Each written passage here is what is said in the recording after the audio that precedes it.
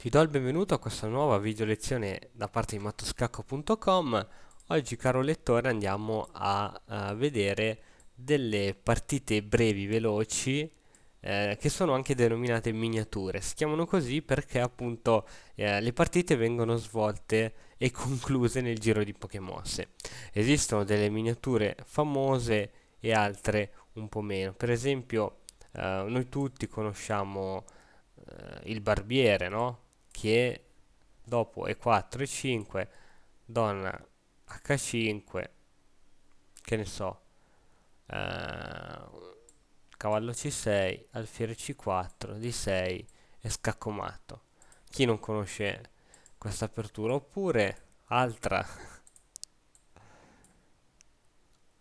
mossa molto veloce, re E7 e donna per E5 scacco matto. Quindi le miniature sono partite che iniziano e finiscono il giro di poche mosse.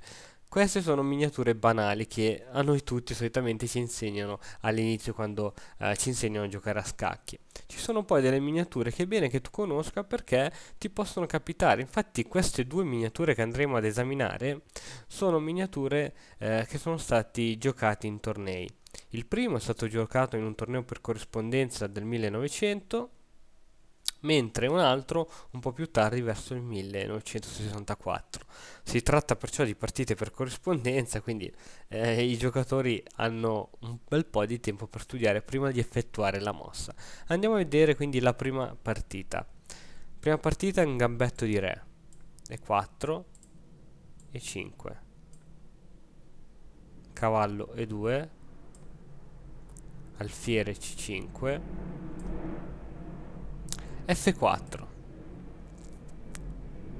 Un gambetto di re piuttosto insolido, donna f6, la donna con l'alfiere vanno a puntare su f7 cercando lo scacco matto, c3 cercando poi la spinta d4, cavallo c6, questo cavallo c6 non ha molto futuro grazie alla spinta di pedone c3, G3 andando a rafforzare in caso di cambio e andando a sviluppare l'alfiere campochiaro in G2.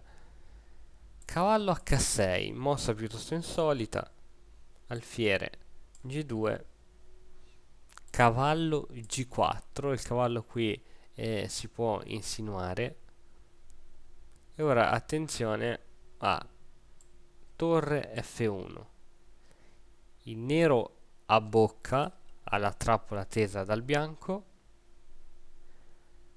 F per E, quindi ora la donna è sotto attacco della torre e deve assolutamente spostarsi. Il bianco va calcolato tutto tranne che questa mossa, donna per torre. Perché? Perché il re ovviamente non può catturare la donna, l'unico pezzo che può è l'alfiere e dopo alfiere per F1, cavallo F3 scaccomato. Quando si dà uno scaccomato solo col cavallo all'inizio della partita o al centro o anche alla fine, l'importante è che il re non si possa muovere e lo scacco viene dato col cavallo, si dice che si è avuto uno scaccomato affogato. Il re infatti è affogato, riceve uno scacco da parte del cavallo e non può muoversi. Ti ricordo che ovviamente ti puoi sottrarre dallo scacco del cavallo solo spostando il re, mentre con tutti gli altri pezzi il re si può spostare, lo si può proteggere o comunque si può interporre qualche pezzo davanti. Col cavallo questo non è possibile. Matto affogato. Segnati queste mosse che potranno esserti molto utili. Adesso invece andiamo a vedere una partita spagnola. E4 e 5, cavallo F3, C6, fino a qui tutto tranquillo, alfiere B5, anche qui cavallo in G in E7, altra continuazione poco conosciuta ma è comunque corretta, C3, A6, giusto, alfiere C4, fino a qui siamo ancora in apertura, H6, questa è stata una perdita di tempo, infatti ora il bianco gioca D4, D6, scusate, regina B3. Allora, questo attacco di regina B3 è molto conosciuto, infatti solitamente si usa nel barbiere. Quando la donna va da F3 a B3, che cosa succede? Che la donna punta su B7, quindi l'alfiere Campochiaro è bloccato alla difesa del pedone B7. E intanto c'è una batteria di donna più alfiere che va a puntare sul punto F7 con scacco d'alfiere. Solitamente a questo punto si lascia che l'alfiere va a catturare F7, poiché infatti dopo cavallo in H5, alfiere per F7, il re si sposta, dopodiché questo qui nel barbiere, dopodiché la donna è costretta a cambiare diagonale e dopodiché l'alfiere è perso. Qui però funziona diversamente, abbiamo una diversa disposizione di pedoni e di mosse, perciò questo trucchetto da parte del nero non funziona, infatti andremo anche a vedere perché. Alfiere F7 scacco, unica posizione per muoversi è di andare in D7.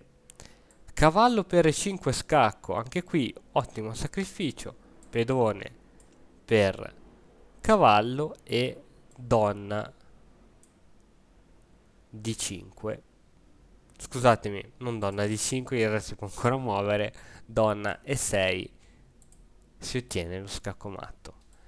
Queste due partite sono veramente incredibili e credo che tu debba memorizzare perché non escludo che ti possa capitare una posizione del genere.